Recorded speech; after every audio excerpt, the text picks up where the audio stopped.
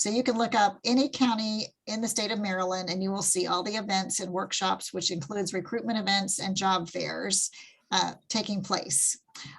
There are virtual events and there are live events, so whichever you're comfortable with.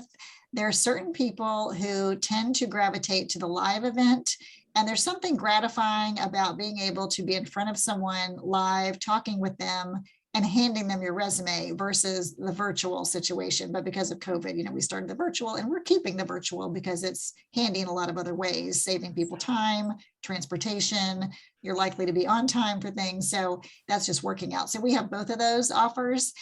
We also work in conjunction with the Department of Labor, and there's a place called POAC, if you're not familiar, which is the Professional Outplacement Service Center, which is up in, it's the Assistance Center, up in Laurel, Maryland.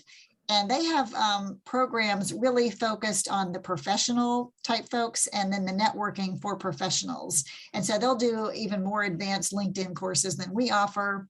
So if you're interested in that, I certainly encourage you to go online. You just look up POAC, POAC, and you'll find it. And we can move on to the next slide. And this just shows, the locations I went over, and this will be sent to you, so you don't need to worry about jotting all these emails and phone numbers down. And then here are core services offered to everyone. So we have technology there. We have people that help with technology. We have technology classes. We can offer labor market information if you just want to know, for someone like me with these skills, what do you suggest I apply for? So we typically use MC and Burning Glass as our databases to find out information. We also have Jobs EQ, which is handy. We have lots of classes on various things, from job-specific training to things like financial literacy, and then specific things too for different situations. So if you're an immigrant, for instance, and you need to learn more about cultural norms here in the US, or you might be a younger person and need a tweak on your professionalism. And that gets into kind of behavior on video, for instance, just basic professionalism. We do assessments to find out, or to help you find out, what your interests and aptitudes are. Of course, the hiring events. We also serve the unemployed. So we don't do that ourselves, but we share the office with Department of Labor, and their unemployment insurance people help with those situations. We also have about probably 40 or 50 partners now. And these are community-based organizations, usually nonprofits or government, that help with barriers. So as time goes on, if you've been in a long-term search, and chances are higher as you get older, that tends to affect your entire life eventually. So we have some long-term unemployed now, because a lot of times when people get laid off, at first it's kind of relaxing because you might not have had some free time like this in a long time. And then you tend to want to do all these, and you might have a severance, so you might want to do a lot of home projects and get around to things. But the best thing you can do really is get right back on that horse and look, because the longer it goes, the tougher it is. And HR people the recruiters tend to look at the length of time out of the workforce. So just try to get back in there.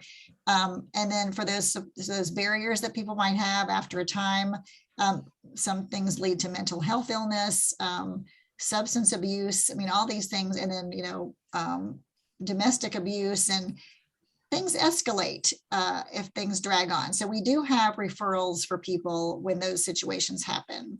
We also have a financial literacy counseling, which is self-selected. We just make sure everyone knows these services are available, but you don't have to actually tell us or anything. You just make your own appointment, which is fine. We also have case managers that help with things. So there are two sides of our organization, the business services side, which actually is what I direct, and that's working directly with employers and making those connections and relationships so that when we see a job that comes along and we know our clientele, we can quickly match that to it, or help people train up because they might think, oh, that's my ideal job, but they're not ready for it and need some training. So we have a particular grant that we can pay to have people go obtain this training. So for instance, say you want your project management cert, or you need an IT cert and you want to change over to network support or something, we can do that. Or healthcare. We can only subsidize training in areas that are in demand for Montgomery County. And so that's one difference. So different areas of the country, depending on where you are, they'll have a different demand area because it really depends on who the employers are around there. But now one plus is so much has gone remote. So you might be working for a company in California, but be over here, and that's fine.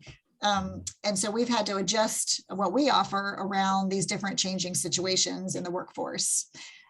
So we also have career advisors that are assigned to you, and you might stick with that person until you get employed.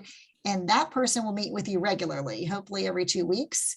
And then once you get employed, it doesn't stop. So for the next 12 months, we actually have what's called a follow-up coordinator who will check in and make sure you're acclimating okay and you're not experiencing any kind of problem at work. Because again, as I mentioned before, HR works for the employer, not for you. So a lot of times we see people who get into a job and maybe they're just not used to the culture. Okay, so they inadvertently say the wrong thing or respond the wrong way, and they don't really have a resource to go and if they don't have a mentor either or a supervisor they really trust, someone to go and really hash this out with. And then that's where we can come in and have those conversations and be kind of the glue to keep them in there. We want to keep them employed as long as possible.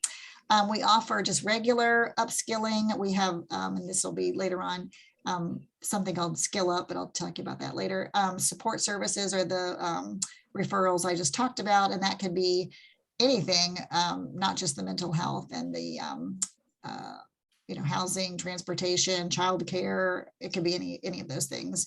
And then we offer what's called an on-the-job training, which is subsidized employment.